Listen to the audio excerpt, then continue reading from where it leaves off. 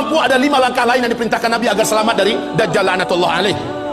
Kaum muslimin yang kami muliakan, Dajjal ini bukanlah makhluk raksasa tinggi besar.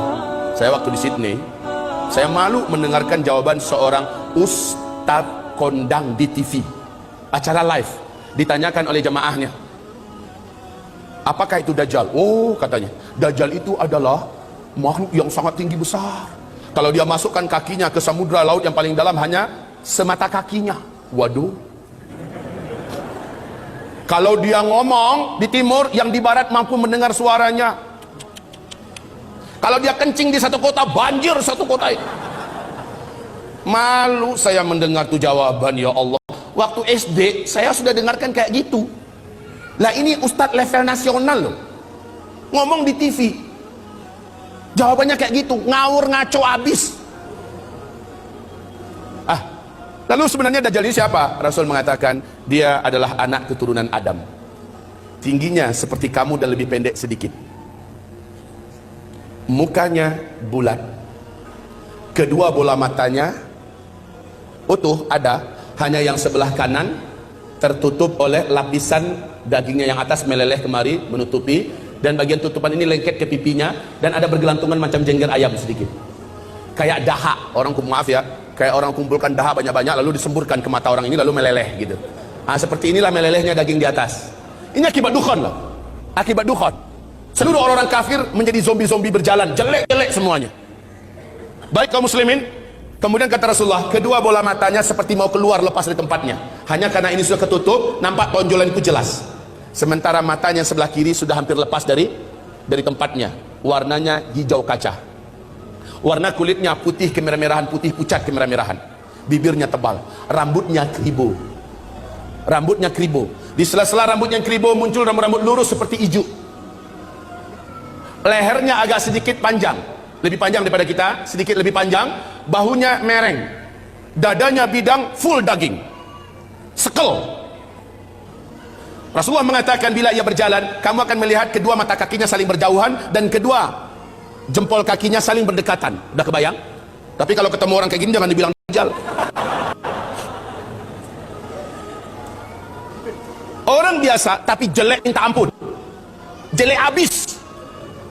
Kaum muslimin, kata Rasulullah berikutnya sallallahu alaihi wasallam, bagi orang yang beriman, yang menurut Allah imannya masih sahih, menurut Allah imannya masih benar, dia diizinkan oleh Allah mampu membaca huruf ka, fa, ra di antara kedua alis matanya. Ada tertulis ka, fa, ra, yaitu kafir. Walaupun aslinya dia nggak pandai membaca Arab, membaca Al-Quran, tapi imannya menurut Allah sahih, dia akan mampu melihat itu. Kalau sempat kepapasan beberapa papasan, dia mampu melihat kafara. Ibarat Allah yang kami muliakan, Rasulullah sallallahu alaihi wasallam bersabda, semua kemampuan yang jahat di bumi ini ada pada dia. Seluruh jin dan syaitan berkhidmat dan melayaninya menjadi pengikutnya. Coba bayangkan, dukun mana di bumi ini yang sanggup menaklukkan seluruh jin dan setan?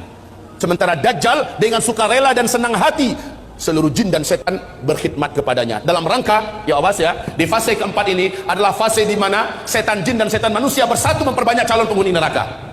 Di fase keempat ini, makanya ketika Dajjal muncul, ma baina khalqi Adam ila qiyamis sa'ah fitnatun akbar minad Dajjal. Sejak bumi ini Allah ciptakan, sejak Adam Allah ciptakan sampai hari kiamat, tidak ada fitnah yang lebih dahsyat, tidak ada fitnah yang lebih hebat, tidak ada fitnah yang lebih berat melebihi fitnahnya Dajjal. Maka berlindunglah kamu kepada Allah dari fitnah Masih Dajjal. Wallahi, kata Nabi, kalau saya hidup, saya yang akan membela kamu paling di depan.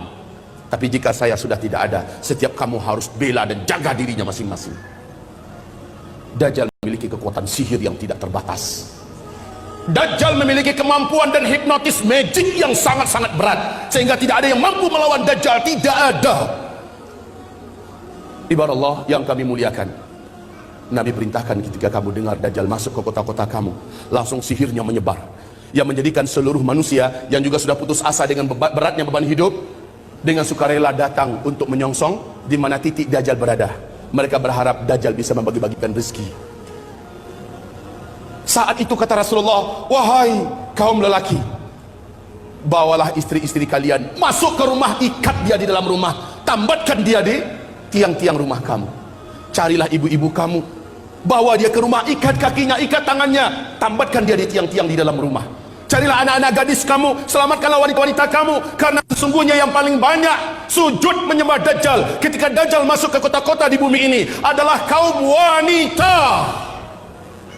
Mereka yang paling banyak menyembah Dajjal. Dan kata Rasulullah, siapa yang sempat menyembah Dajjal, maka sampai dia menghembuskan nafas terakhirnya, dia tidak akan pernah lagi beriman kepada Allah, dan dia akan kekal di neraka selama-lamanya. Maka ibu-ibu, pantas kalau Nabi memperingatkan umatnya berulang-ulang, berlindunglah dari Dajjal, berlindunglah dari Dajjal, berlindunglah dari Dajjal. Seluruh dukun satu bumi, seluruh ahli-ahli sihir satu bumi akan sujud menyembah Dajjal. Dengan sihirnya Dajjal menunjuk ke arah langit, maka dalam pandangan mata manusia awan berkumpul berarak dari mana-mana, padahal sudah sekian tahun awan tidak ada di langit. Lalu menurunkan air hujan, padahal hanya Tuhan yang mampu melakukan itu. Dengan telunjuknya Dajjal menunjuk ke arah tanah yang gersang dan tandus, maka tanah itu seperti memperlihatkan rumput-rumput hijau pun muncul, air sungai mengalir. Dengan sihirnya Dajjal, dia menunjuk ke arah kuburan yang ada, maka seluruh yang pernah mati dan ada di kuburan itu bangkit, hidup dalam keadaan utuh, manusia yang utuh seperti masih hidup dulu, dan langsung berjumpa sang ayah dengan anak, anakku, mak dengan anak, anakku, suami dengan istri, istriku, padahal mereka sudah mati. Ternyata terbongkar rahasianya. Rasul mengatakan itu seluruhnya bukanlah orang yang sudah mati, tapi jin-jin dan setan-setan yang menjelma menjadi orang yang dulu pernah hidup, agar menipu orang-orang yang masih hidup ini. Lalu mereka berkata, inilah Tuhan kita yang telah menghidupkan kami kembali. Akhirnya manusia sujud kepadanya. Sungguh sangat dahsyat, Pak. Orang-orang lemah iman, minim amal soleh, dia akan tertipu. Ingat sekali lagi, siapa yang beriman dengan Dajjal, dia tidak akan pernah beriman kepada Allah sampai dia mati. Dia akan menjadi ahli neraka kekal di dalamnya.